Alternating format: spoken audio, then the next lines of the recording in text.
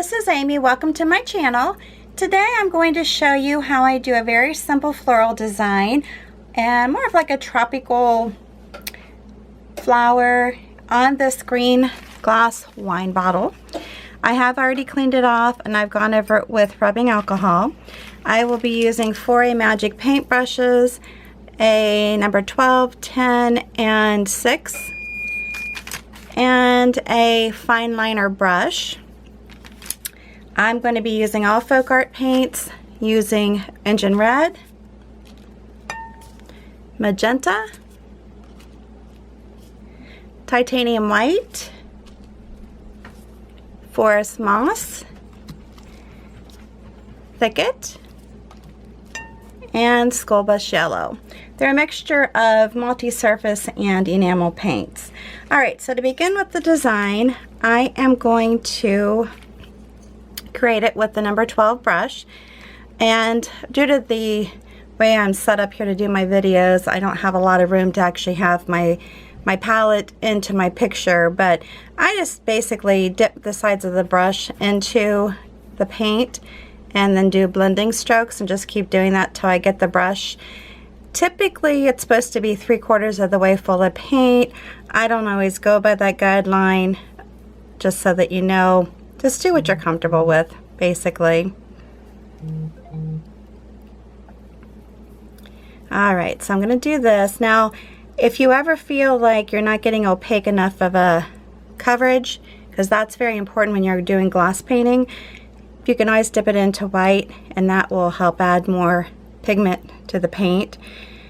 Now, another way you can load your brush is just by going in between the two colors. Say if I want more red on my brush, I'm going to go further into the red, not have as much yellow onto my brush. And if you find as you're doing the painting you're just getting too muddled, just wipe your brush off and then start again. Alright, so on this design I am going to be doing a design that is just going to be the flower and then some leaves around it. So I want to have some space in between my flowers as I go. Now see how this is covering? It may not be covering as opaque as I want it to be. So on this particular one I'm just going to be washing it off and not selling it, because this is one of my old wine bottles. But I would probably dry it, give it some dry time, dry it with a hairdryer heat gun, and then go back over it again just to make sure that I get the coverage that I desire. So leave a space in between for this design. So I'm just going to kind of try to randomly place them around the bottle. I always do a sample for my designs on paper prior to painting them on my surface, whatever surface I'm painting on, and that way it just gives me some practice, and then I usually take a picture with it before I post it online.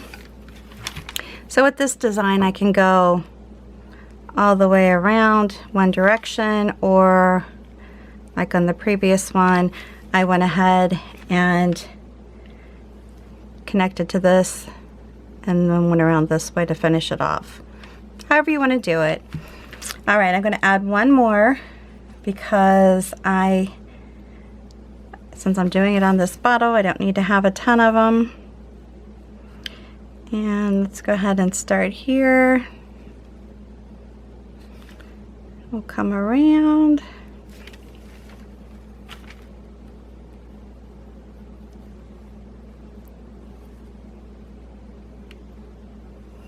And we'll go like this.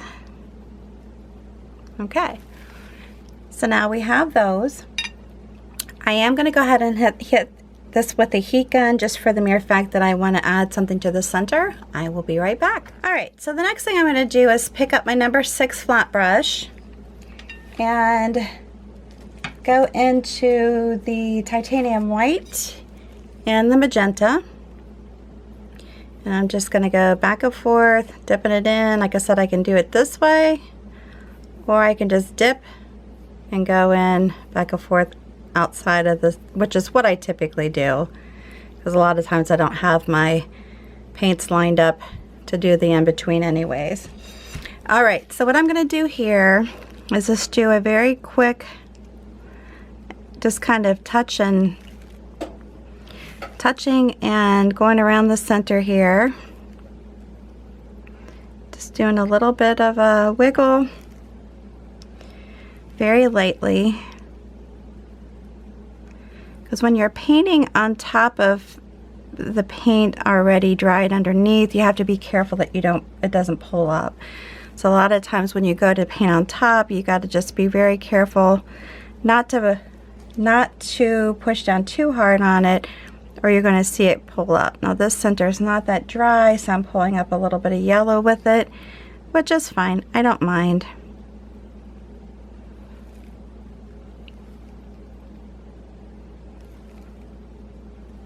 Not a problem.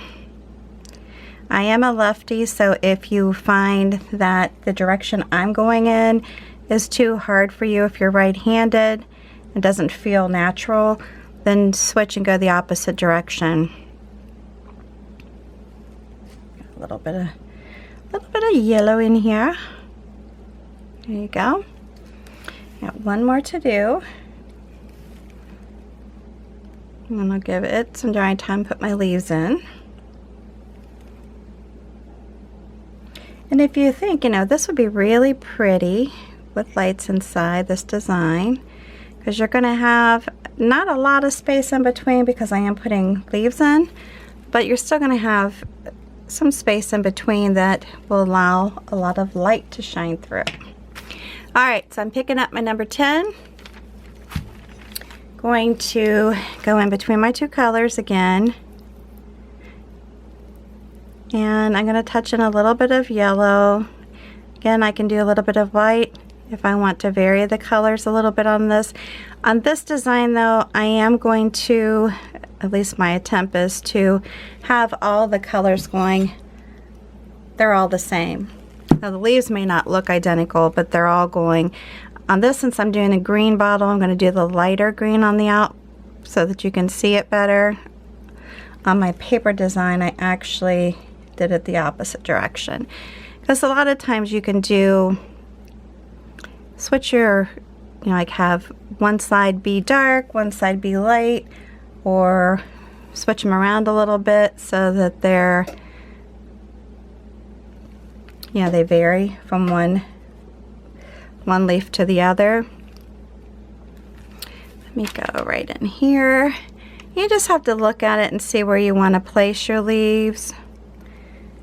There's really no rhyme or reason to it as far as where you got to do this so far apart or have them this big or that spaced out.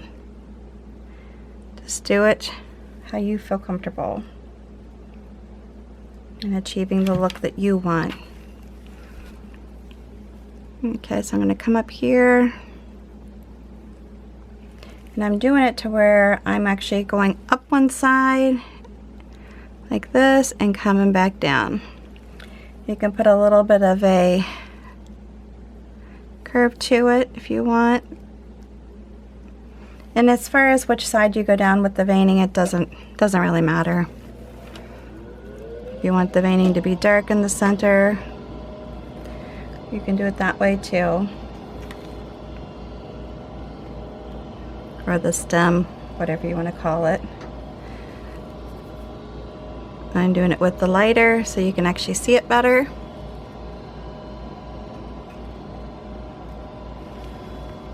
And then let's come out this way.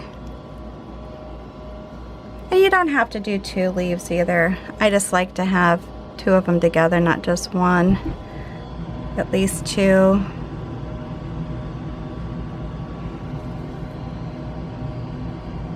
And I do apologize, my furnace is getting ready to start, so it'll get noisy. If you're new to my channel, if you would take some time to subscribe to my channel and hit that notification bell. Please know that my intention with my channel is to provide very simple designs to paint so that people whom are beginner painters feel comfortable with giving it a try. If you're an experienced painter and you just want to use my designs as an idea, inspiration, an idea of what can be painted, that kind of thing, feel free.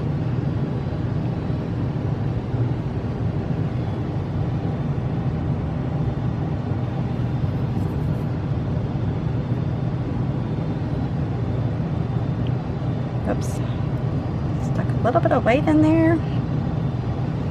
All right, I'm gonna tip my bottle, come up this way.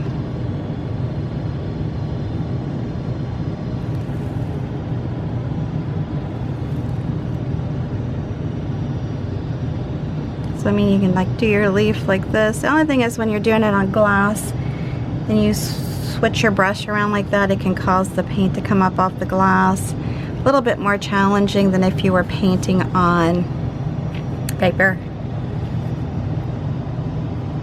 Good surface to practice on if you're new to glass painting is wax paper.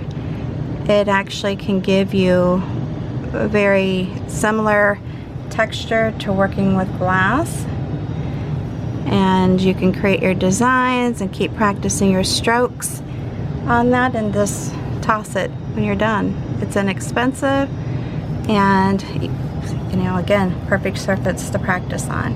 Alright, so I'm going to leave it at that with the leaves. I'm not going to go too crazy on that. The next thing, I'm going to take my little liner brush, I need to get a new one, liner brush, but I'm going to dip it in. I like to just dip it into the paint and then I pull it out and I kind of turn the brush as I'm pulling it, and I can tip it into that too if I want to get some extra green on there. But all I'm going to do on this is put it in the center and pull it. Okay, so I'm going to put it in the center and pull it. I want these to be going in different directions. So that's why you see me kind of tipping them and heading them in different directions. Now this one didn't show up so well, so I'm going to go over it again. Try to get it in the center there. A little heavier. And then do this one too. Maybe I'll have it coming down that direction. And like I said, if you want them darker, you can go over them.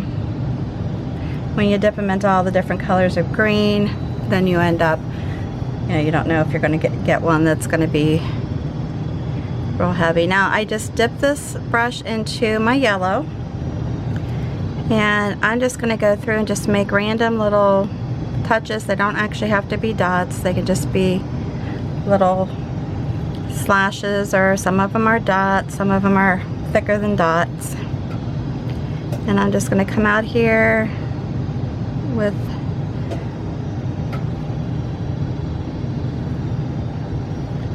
the paint.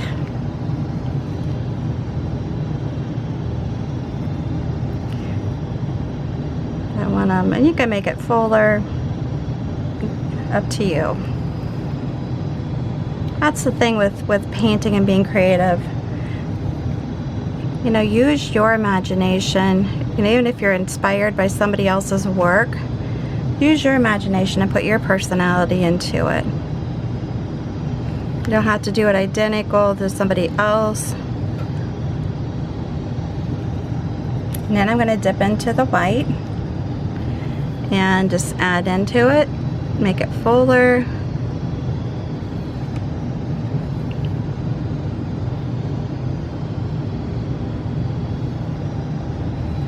And here we go. Almost done. I appreciate you sticking by.